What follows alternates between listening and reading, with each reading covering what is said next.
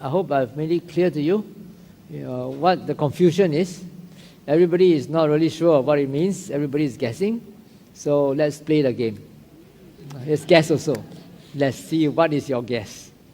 And also don't forget to refer to the addendum. You might get some clues from there as well. All right. I always want to remind you that this discussion topic number 2 has got 2 parts. Usually people forget the last part. The last part is to rate your choice with reference to the fourfold vinaya on page 30, which means to say, whatever conclusions that you reach, right, was it based on the sutta directly? Or if it's not found in the sutta, is it implicit in the suttas? If it's not implicit in the suttas, is it found in the commentary? If it's not found in the commentary, is it your own personal opinion? So this is how you rate. Okay?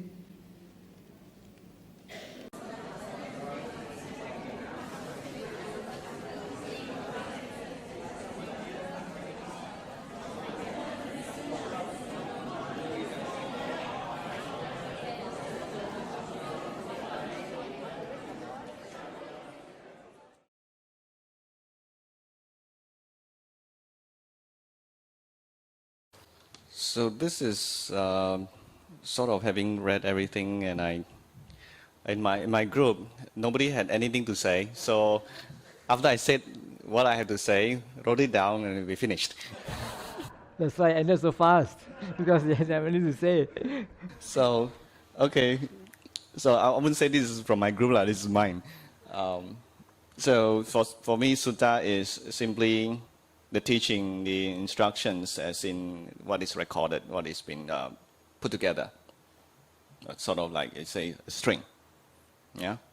The teachings that are as they are put together, and the Vinaya refers to the discipline to cultivate.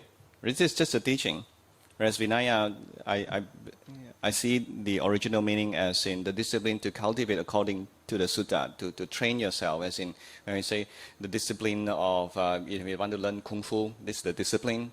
So you need to know the theory behind it, and as well as the how you actually do it. So in that sense, the discipline is the training to cultivate. And this is personal opinion.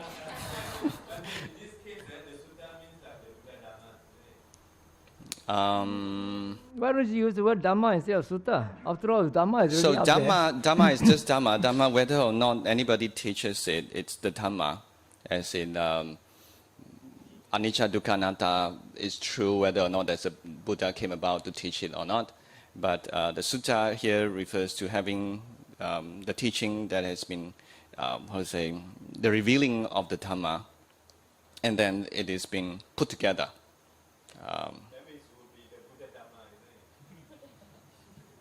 Well, that depends on what you sort of, but I wouldn't use it. I would put it in that way, because as if like the Buddha's Dhamma, as in like there's a difference between other people's Dhamma.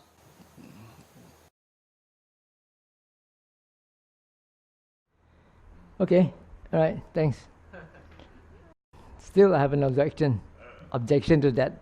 We all know that the word Dhamma can be used in many contexts, and sometimes it's used to mean just like the English word thing. It could be anything.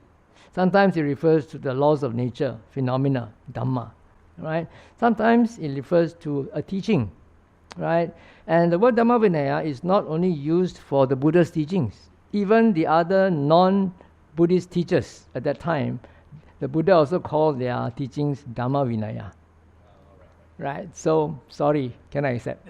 Who else? I didn't say Dhamma, I said Sutta. Yeah, you say, yeah, I know, but then that has no basis at all. Nowhere in the Nikayas, except for this Mahapadesa Sutta, is there the usage of the word Sutta to refer to the Dhamma.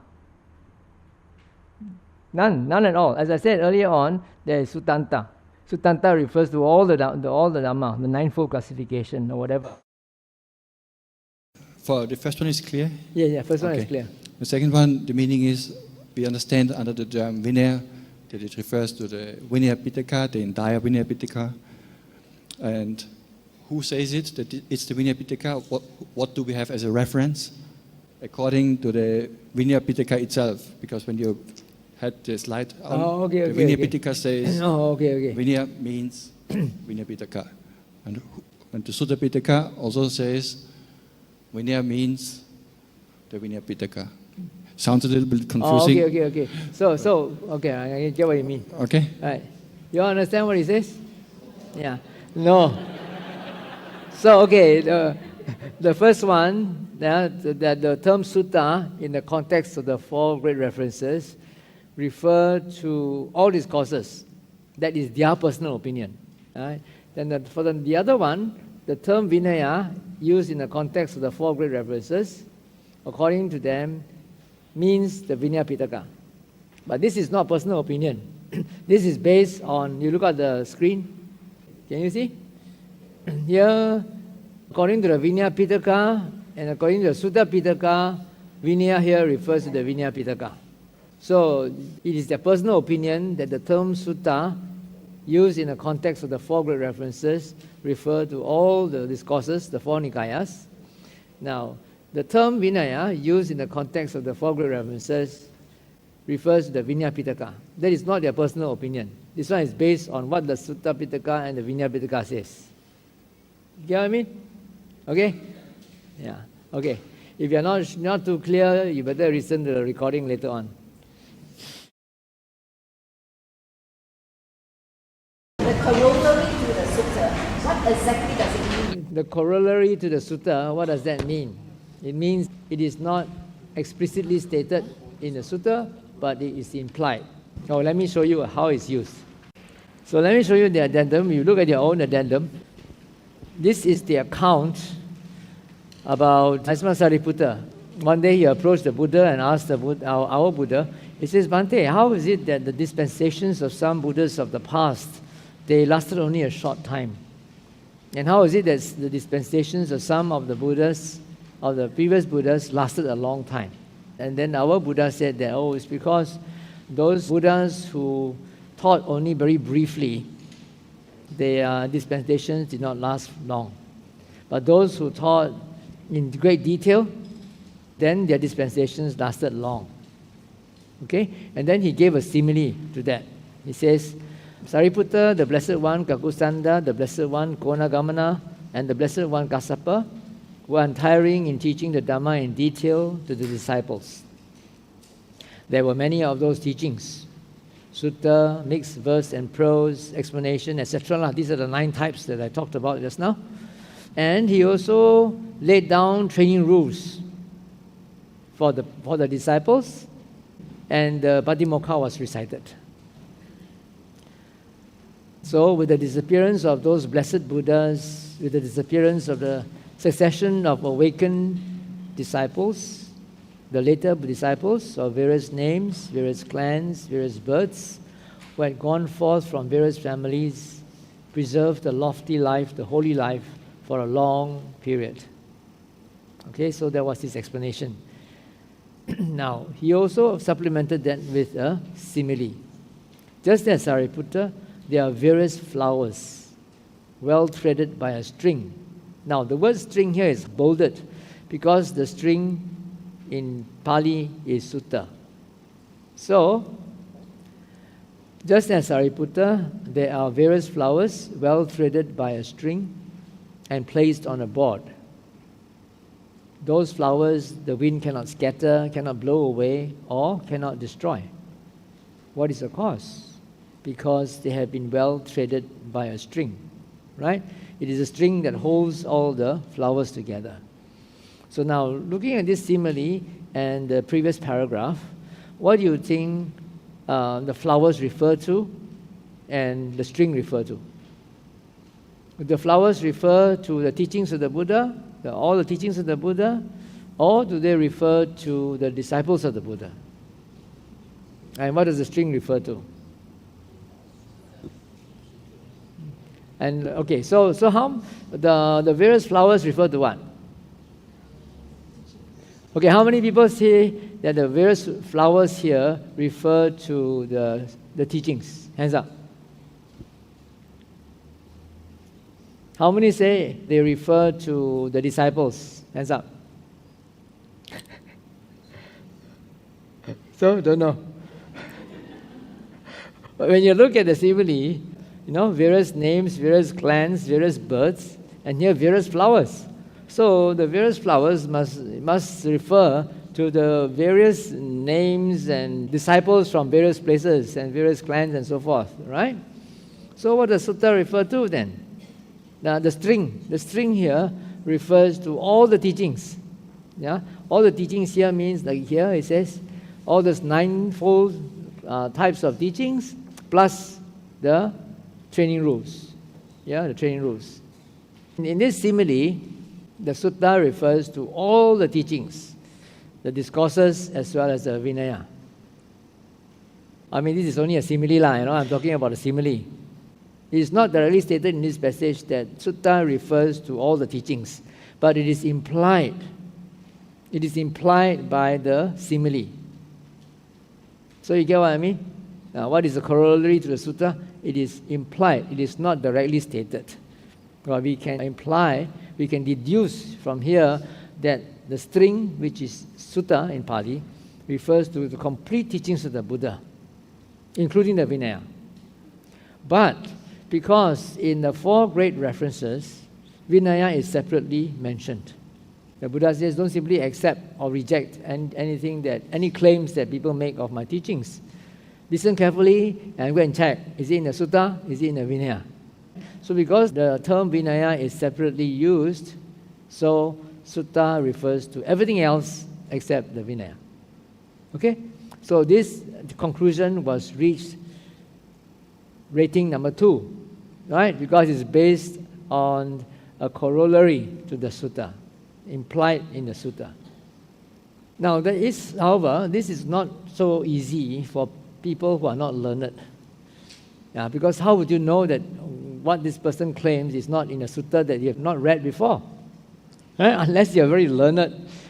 You've read all the Suttas, the whole Vinaya Pitaka, then you can know, but this person makes this claim. Is it here? Is it in the Vinaya or in the Sutta? Otherwise, you would not be able to make any decision either.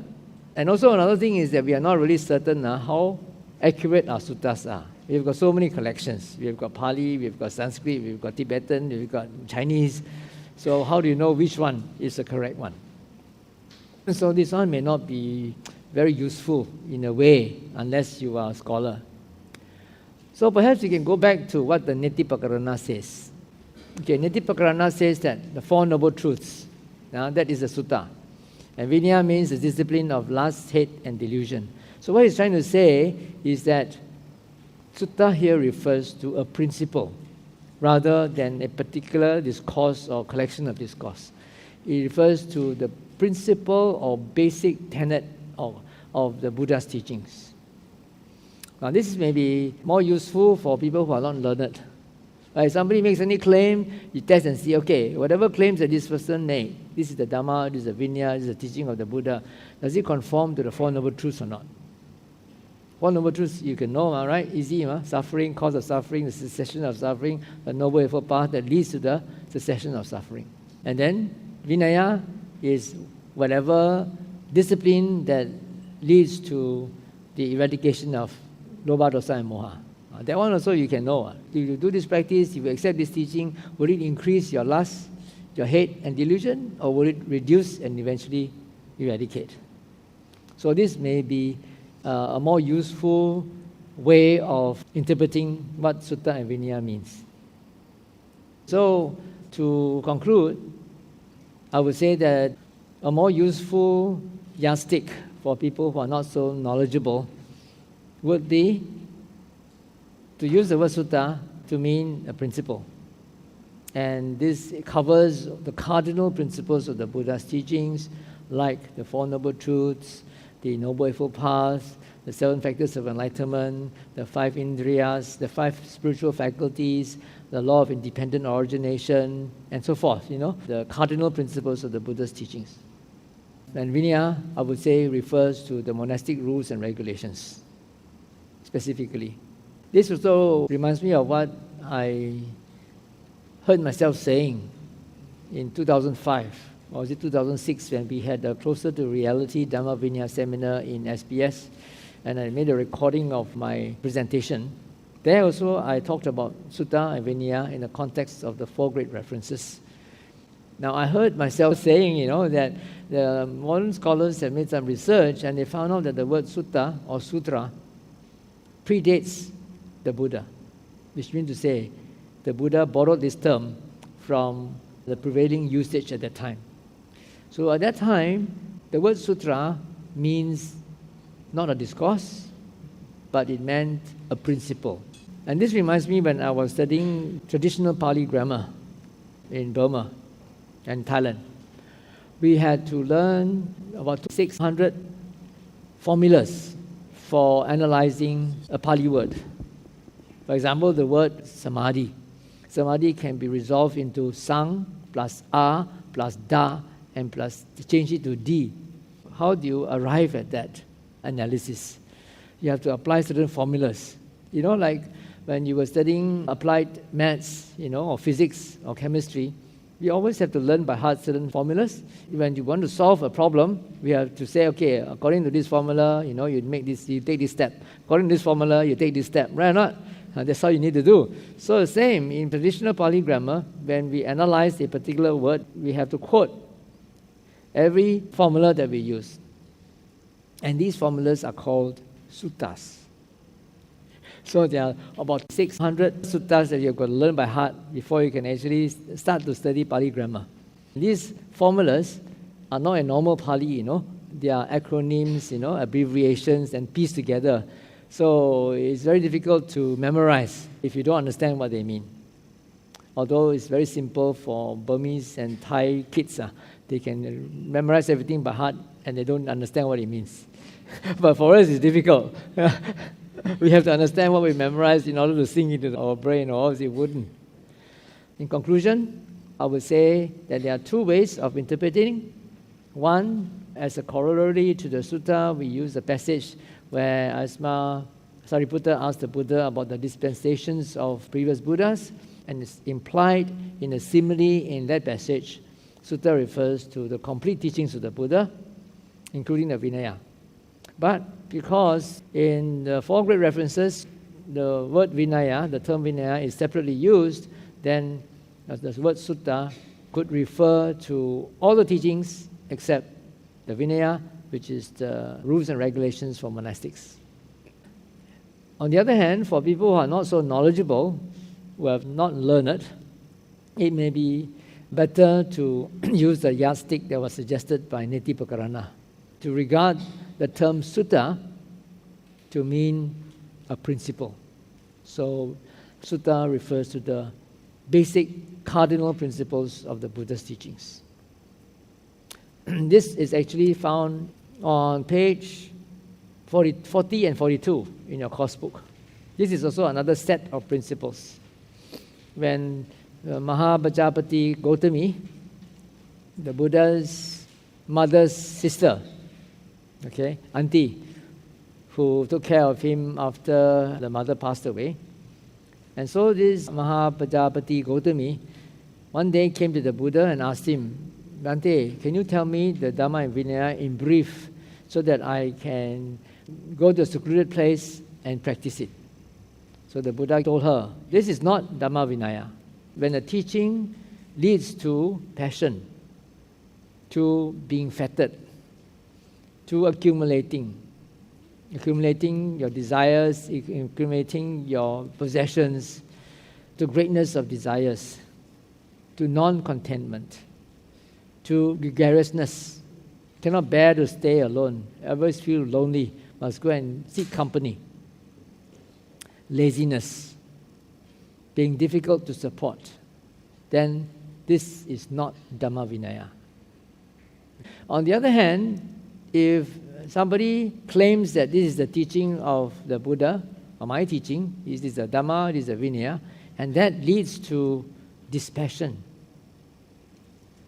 to being unfettered, to diminishing of one's desires and possessions, to fewness of desires, to contentment, to seclusion, to arousing of energy, and to being easy to support, then you can conclude This is the Dhamma, this is the Vinaya, this is the Master's teaching. Okay, this is also another yardstick for people who are not so knowledgeable. So when you go around window shopping to see which meditation method is better for you, take this along.